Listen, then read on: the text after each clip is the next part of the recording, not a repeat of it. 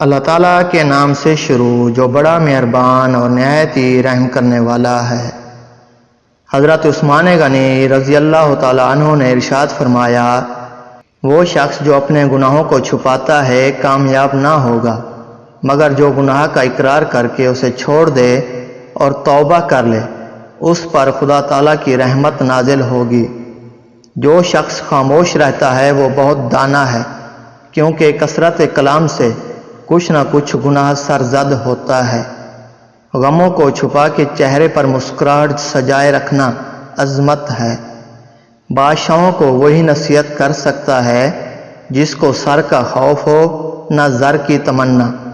ہر قوم کی فتح مندی اور غلبے کا راز اس کے نوجوانوں کی جسمانی صحت پر ہے۔ کمزوریوں میں سب سے بڑی کمزوری مایوسی ہے۔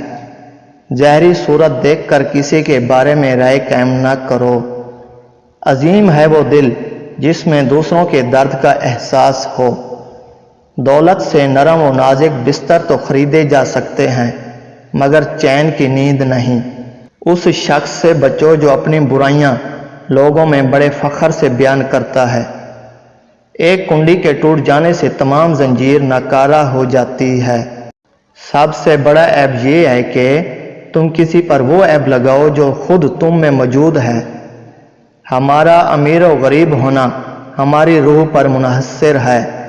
دشمن ایک بھی زیادہ ہے اور دوست زیادہ بھی کم ہیں۔